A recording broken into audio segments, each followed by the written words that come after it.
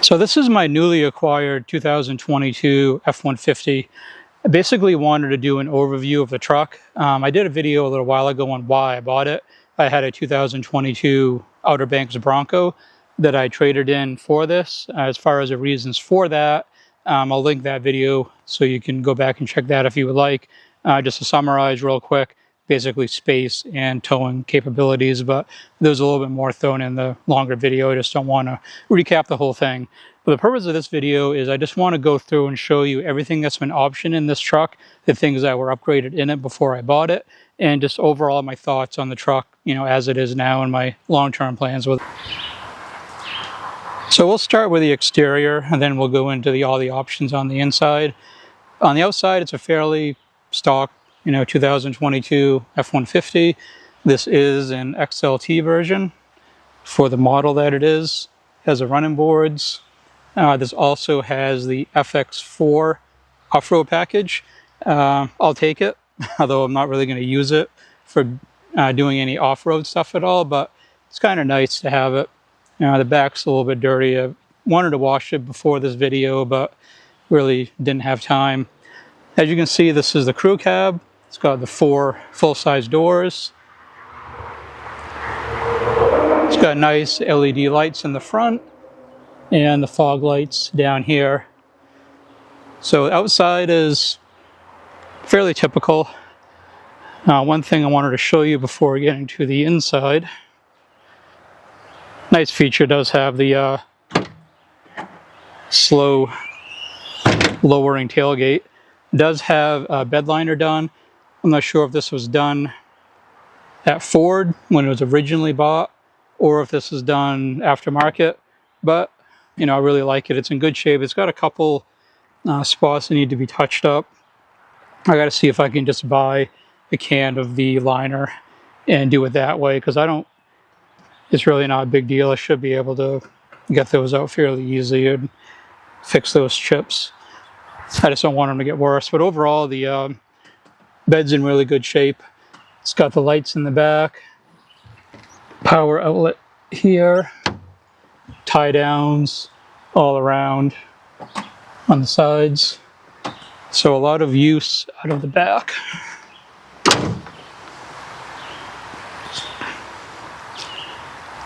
Does have backup camera, and I'm not sure which one's which. I believe this is the backup. This one I believe is for another option for the trailer. This does have the tow package on it.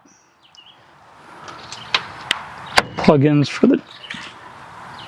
for towing and all that stuff. And that's just for the spare tire to lower it.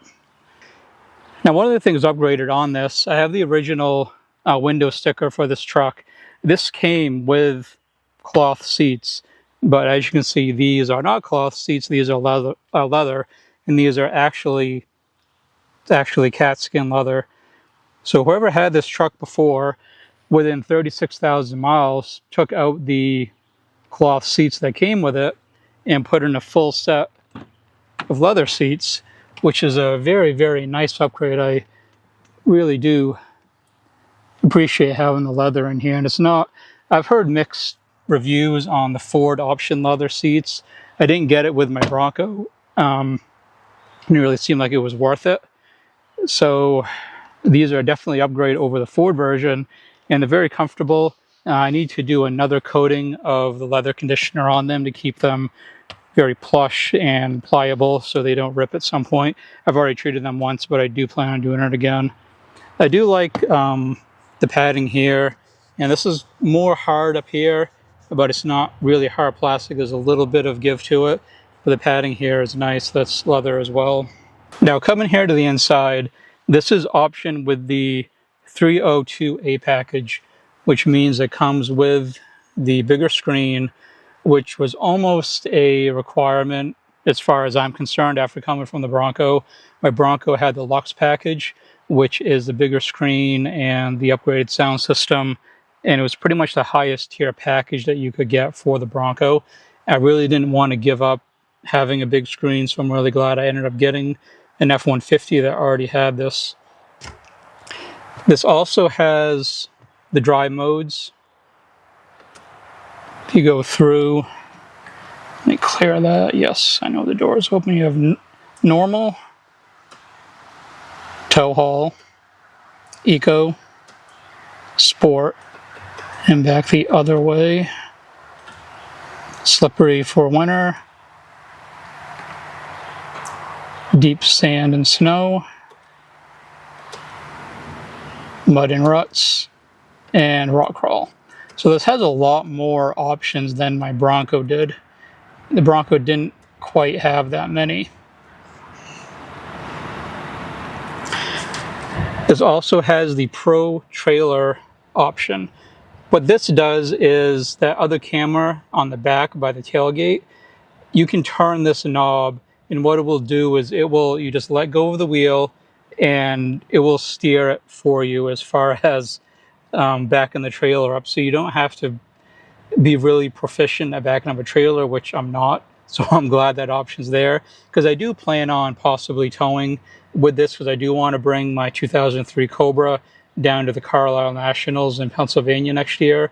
It's too far to drive the car, so it would be much easier to tow it, which is another reason why I did get this truck. It has a trailer brake here, which is nice. The camera here for the back. So that's the back camera. This does have pretty cool feature to lower the shifter down in here, which I don't like to do because I have heard of people having problems with it not coming back up, so I'm just fine with leaving it as it is. I don't really need to have issues with that not coming back up. There's another option where this can flip up like a table. It doesn't have that, but that's okay. It wasn't really a necessity that I had to have. As far as some of the steering wheel controls, it does have a lane departure warning, which I hate using that. Cruise control, of course, all the voice activated stuff. This does have crash avoidance, but one thing that it does not have is it doesn't have adaptive cruise control. And my Bronco had that, which what that does is if you're going down the road in cruise control and you start coming up on another vehicle in front of you, it will let you know, basically, it will slow the vehicle down. So you look down, you had your cruise control set at like 70, 75, then all of a sudden you're going 68 because it noticed the car in front, so it automatically slows down. This does not have that, so I have to be conscious when in cruise control on the interstate that not to run into something, because that would not be good. As you can see, I'm currently getting 24.7 miles per gallon. This is a 2.7 liter with the option 36 gallon tank. When this was full, I've only filled this truck once since I bought it. This is on the second tank. I still have 216 miles to empty. It registered over 800 miles until empty. So I've been going on that tank for just about 2 weeks now, and I still have 200 miles left on it. And I've taken a couple long trips with it. So as you can see, it's got 38,000 miles. I bought it with almost 37 on it, so I put about a little bit of mileage on it, but not too bad. So that about covers everything on the inside as well. So that will pretty much cover everything on the truck as far as what it's optioned with, all the stuff that was done to it before I bought it, and the options that came with the truck. As far as my intent or long-term goal with the truck, pretty much it's just a truck, and it's going to stay as it is. I may do some minor cosmetic things, little stupid things to the outside, like I might black out this F150 with some plasti dip or something like that. I don't like chrome at all. Maybe I'll black that out. Maybe, just little things like that. Really not going to do anything different. Wheels and tires are fine. I did go to a bigger wheel and tire package on the Bronco. Well, the wheels actually dropped. It came with 18s. I put 17s on it, but I went much wider. Came with 255s, and I had 275s on it. And my gas mileage kind of went down quite a bit. I really like the fact that I have a full-size truck that gets almost 25 miles a gallon. Before I filled it up on this last tank that I'm currently on, it touched 25 miles a gallon briefly. So I don't want to go wider on the tires. I don't want to lift the truck, put wide tires on it, and kill the gas mileage on it. So that's when I comes the time to replace these tires, I'm going with the same tire size dimensions that it has now. And as far as what I'm going to use the truck for, just every day it's my daily driver now, just like the Bronco was. And pretty much I'll use it for towing if I want to bring the Cobra places, or if, you know, fingers crossed it never happens, I'm somewhere far away, Cobra breaks down. I do have AAA, but it's nice to have the truck as an option to tow it if I, you know, have to do that as well. So that will conclude the video. Let me know what you think of the truck. What options do you have in your F-150? Are you looking at buying one? I think this truck is really great. Great reviews on these trucks. 2.7 is a tried and true engine in these trucks. Don't foresee having any issues with it down the road.